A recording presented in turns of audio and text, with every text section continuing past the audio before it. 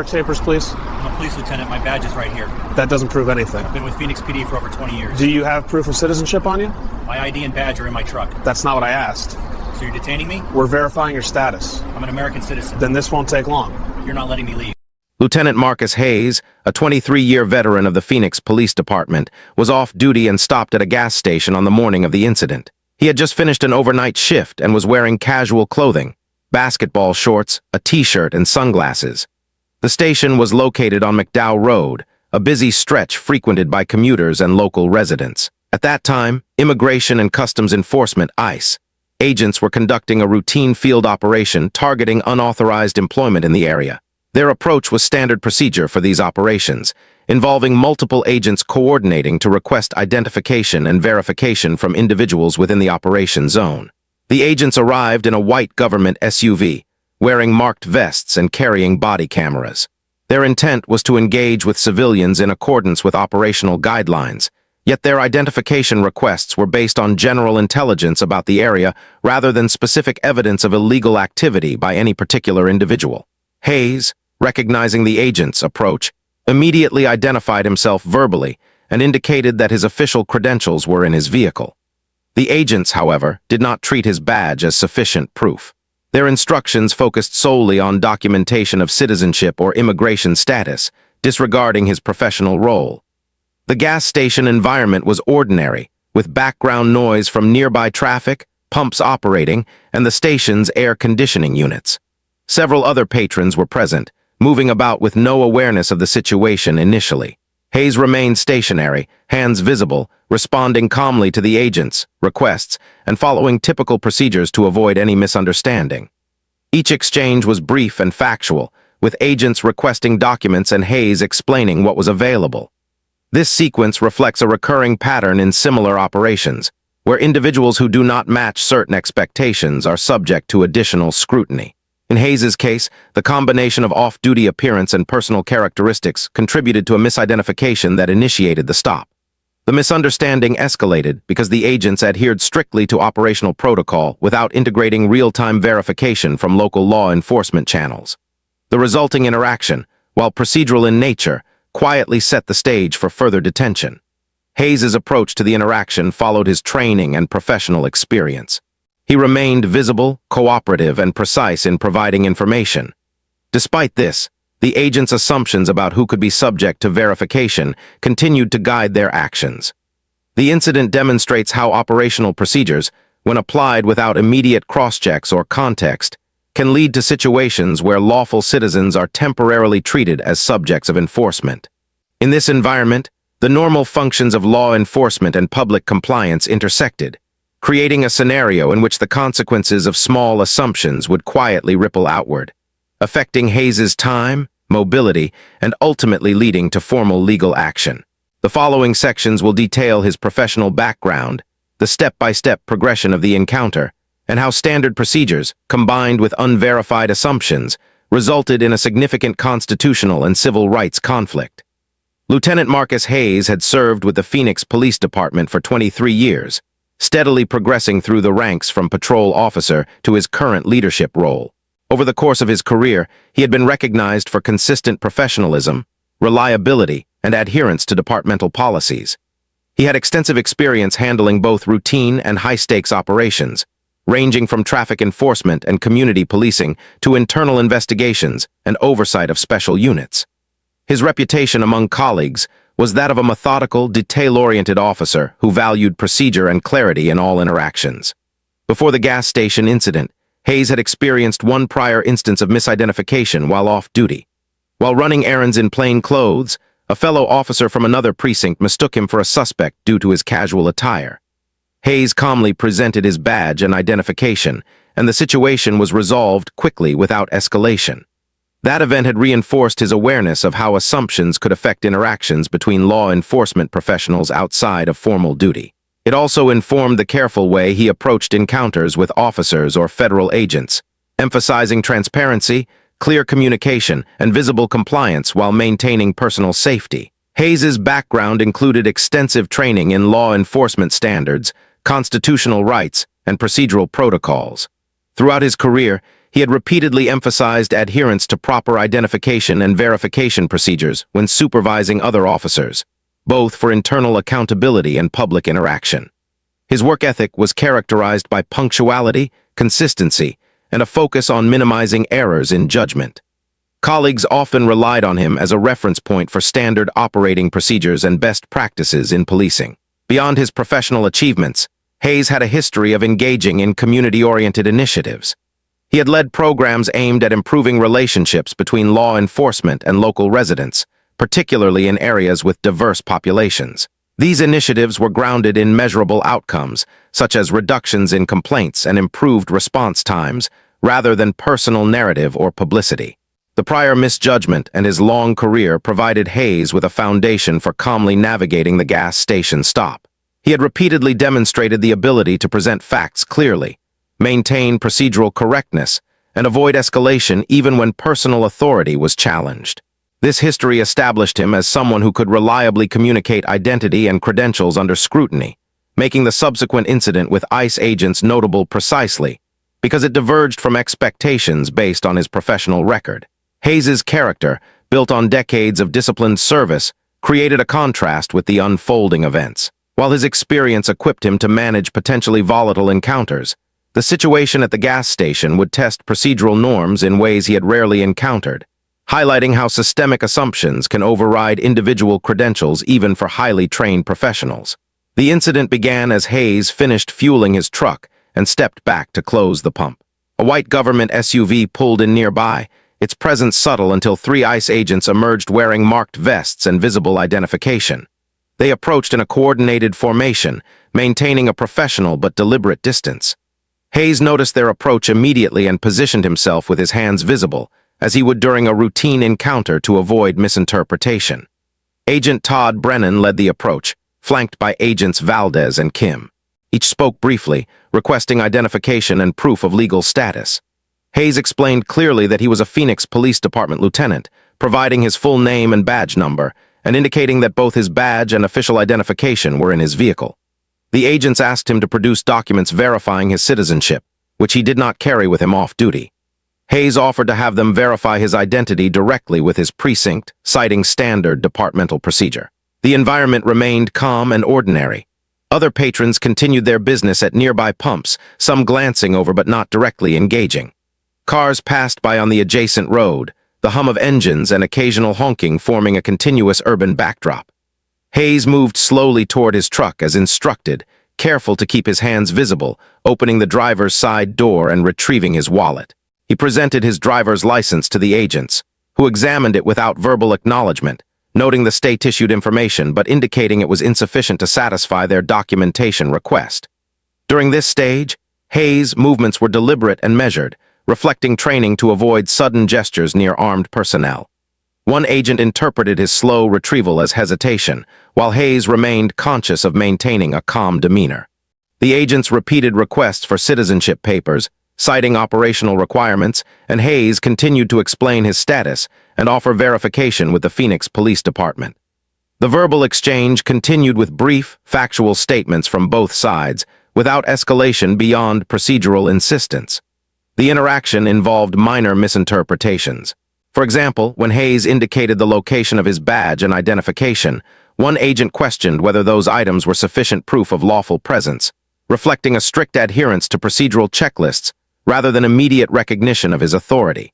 At no point did Hayes challenge the agents or attempt to avoid compliance. He followed instructions to produce documents and remain stationary, ensuring clear visibility of his body language. As the agents assessed the documentation, Hayes answered additional clarifying questions regarding his work, residence, and identification. These included inquiries about his role in the police department and verification through official channels. The agents recorded the exchange on body cameras, maintaining standard operational protocol. The questioning maintained a steady, methodical pace, with Hayes responding factually and consistently. The step-by-step actions, agents' approach, request for documents, verification attempt, and Hayes' compliant responses set the stage for escalation. Each procedural step followed the agents' operational guidelines, yet their inability to integrate external verification from the police department created a tension between protocol and reality. While Hayes provided accurate information and documentation, the agents remained focused on procedural verification of citizenship, creating a subtle but growing misalignment between his authority and their enforcement measures. By the end of this initial sequence, Hayes had fully presented his identification and offered precinct verification, while the agents continued to request documentation he did not carry. The situation remained calm in appearance, but contained the necessary elements for further procedural escalation.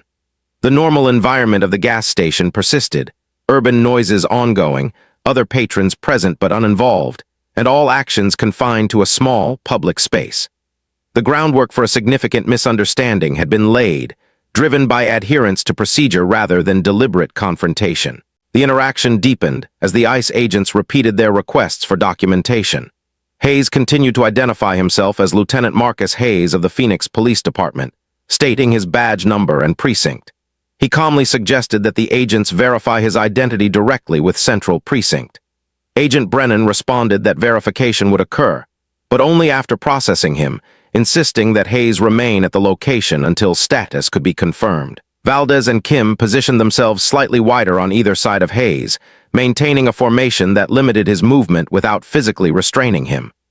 Their body language communicated authority and control, reinforcing that compliance with procedural requests was expected.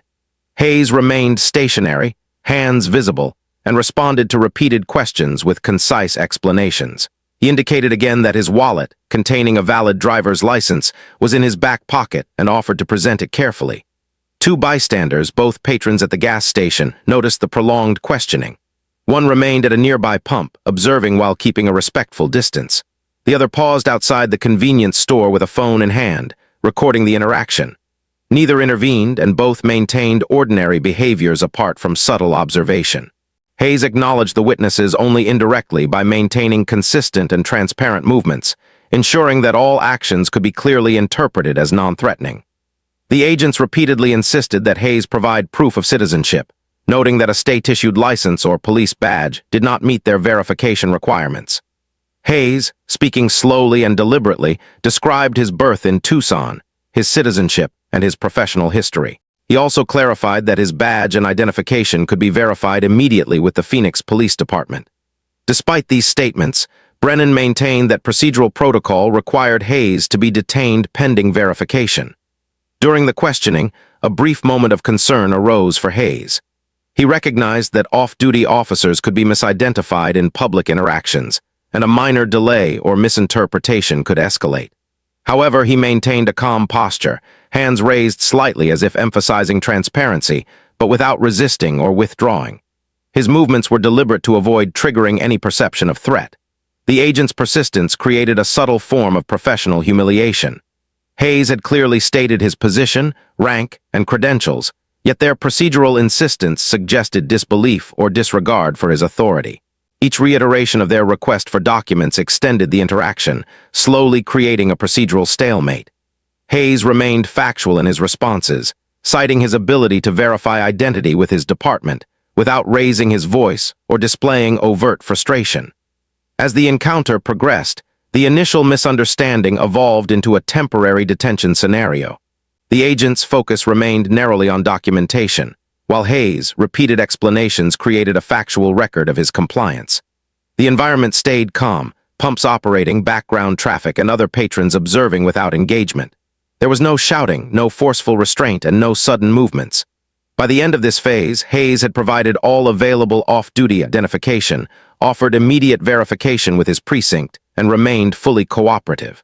Yet the ICE agents continued to rely on procedural guidelines, preparing for a formal status check. The situation remained contained but tense, highlighting how routine adherence to enforcement protocols can quietly override clear evidence of identity and lawful presence. This procedural insistence set the stage for intervention by supervisory authority, which would eventually correct the misjudgment. After the prolonged verification attempts, a supervisory ICE official was contacted to review the situation. Agent Supervisor Martinez arrived on site approximately 30 minutes into the interaction. Hayes continued to remain stationary, hands visible, providing concise answers and reiterating his offer to have the Phoenix Police Department confirm his identity. Martinez requested a summary from Brennan, Valdez, and Kim. The agents explained that Hayes had refused to produce specific documents verifying citizenship and that standard procedures required detainment pending confirmation. Hayes calmly interrupted, providing his full credentials, badge number, and birth information, and offered direct communication with his precinct.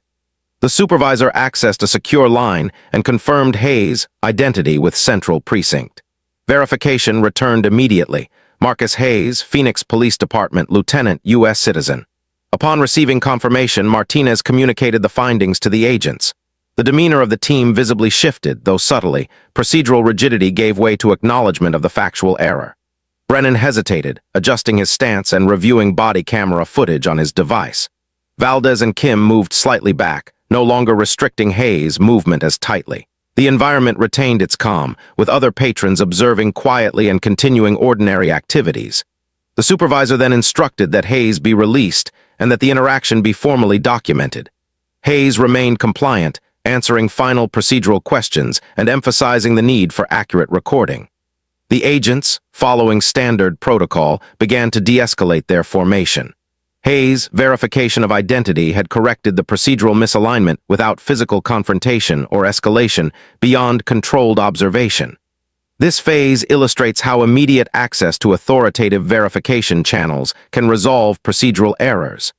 The supervisor's involvement provided factual clarity, removing assumptions that had guided the agents' prior decisions. While the procedural environment remained formal, the resolution highlighted the efficiency of structured verification and chain-of-command intervention. The agents' acknowledgement of the error did not include overt apology, but involved practical adjustments. Hayes was no longer detained, and instructions were given to document the incident and report the procedural anomaly to higher command. Hayes retrieved his wallet and badge from the agents, and all parties prepared to conclude the interaction. By the end of this phase, the factual mistake had been corrected. The officers had adhered to procedural mandates, but assumptions that initially guided the encounter were formally overridden by verified evidence. Hayes was released back to his vehicle, and the interaction concluded without incident, leaving behind documentation that would support subsequent legal and procedural review. This resolution underscores the importance of supervisory oversight, immediate verification processes, and factual confirmation in field operations. Even highly trained professionals, when acting on procedural assumptions without direct verification, can misidentify law-abiding individuals. In this case, timely intervention and authoritative confirmation prevented further escalation, setting the stage for formal review, internal investigation, and the legal consequences that followed. Following the release of Lieutenant Hayes, the incident triggered an internal review within ICE. The agency opened a formal investigation into the conduct of agents Brennan, Valdez, and Kim, focusing on procedural compliance, decision-making under field conditions, and the handling of verification requests. Supervisors examined body camera footage, agent reports, and Hayes' statements to assess whether operational protocols had been correctly applied. The review determined that while the agents had adhered to standard procedural language, they had failed to properly integrate available verification methods with local law enforcement. As a result, all three agents were reassigned to desk duties pending the outcome of the investigation. Their handling of Hayes' detention was flagged as a critical procedural lapse, with recommendations for additional training on identity verification, recognition of law enforcement credentials, and non-escalatory engagement strategies. Hayes consulted with civil rights attorney Amanda Torres, who filed a federal lawsuit against the Department of Homeland Security and the three agents involved. The complaint included claims of unlawful detention, false imprisonment, violation of Fourth Amendment protections, racial profiling, and deprivation of civil rights under color of law. Supporting evidence included body camera footage, witness statements, phone records, and Hayes' professional identification records. The legal team emphasized that Hayes had cooperated fully and had offered verification from his department, yet was detained for over 3 hours. The lawsuit progressed over 19 months, with multiple rounds of discovery, depositions, and review of procedural guidelines. The body camera footage, showing Hayes' compliance and repeated clarification of his status, played a central role in establishing the factual record. Witness testimony from bystanders at the gas station reinforced the narrative that Hayes had been treated according to procedural assumptions rather than evidence-based criteria. Trial proceedings included detailed examination of agency protocols, supervisory oversight, and operational justification for detainment. Agents testified regarding the rationale for verification, citing general intelligence about unauthorized employment in the area, but were unable to demonstrate that Hayes' behavior or appearance met the threshold for reasonable suspicion. Cross-examination highlighted the reliance on assumptions, particularly those related to appearance and demographic profiling, rather than documented or observed actions. The jury found in favor of Hayes, awarding $9, $4 million in compensatory damages, and $5 million in punitive damages, totaling $15, $9 million. The verdict emphasized the violation of constitutional protections, improper application of federal procedures, and the failure to verify identity through appropriate channels before detainment. Agents Brennan, Valdez, and Kim were permanently reassigned to administrative positions. The supervising officer responsible for delayed verification received a formal demotion. The case prompted policy adjustments within ICE.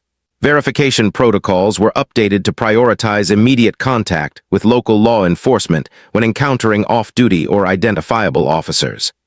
Internal training incorporated scenarios emphasizing procedural discretion, bias awareness, and proper handling of identification, beyond standardized documentation. Media coverage highlighted the intersection of civil rights, law enforcement procedures, and systemic assumptions, prompting broader public discussion on accountability and enforcement practices.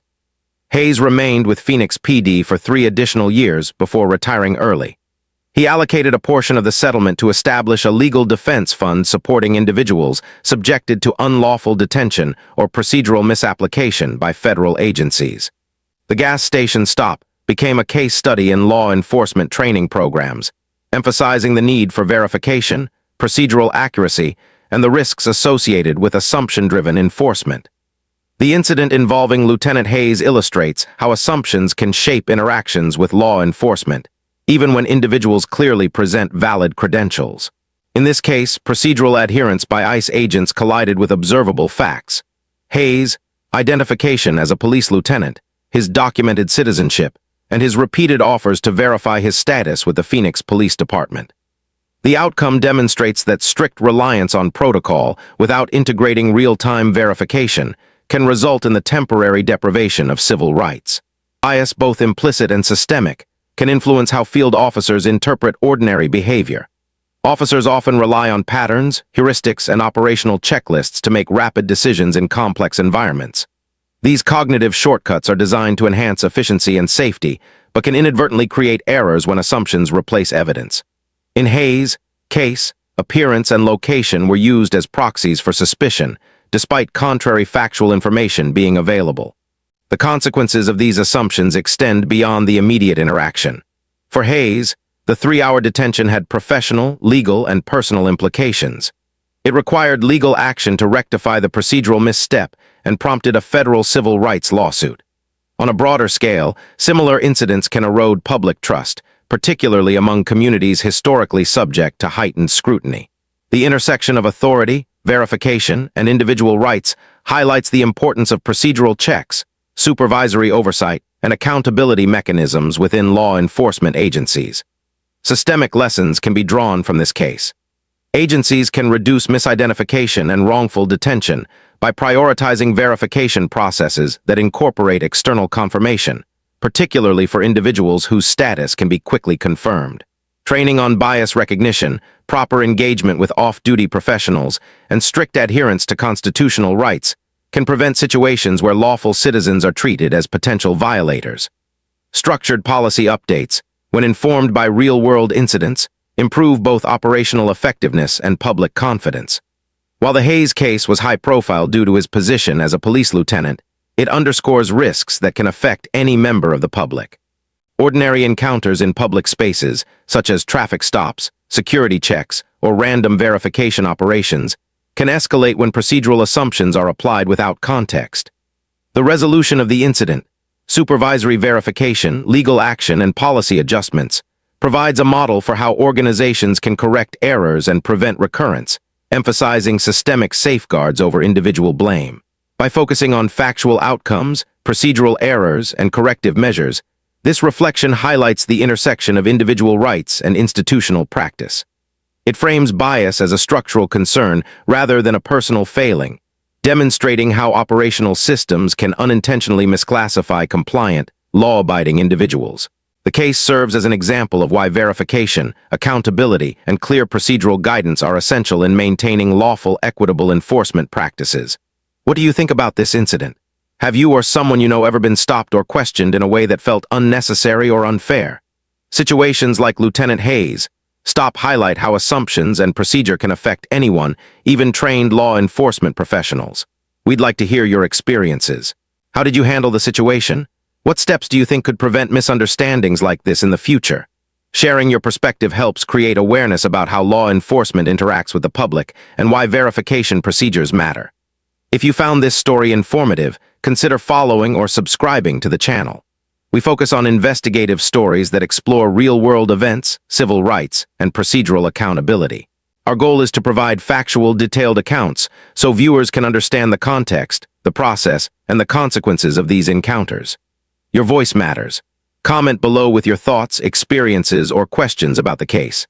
By discussing these events, we can better understand how systems work where errors occur and how policies can evolve to protect individual rights while maintaining public safety.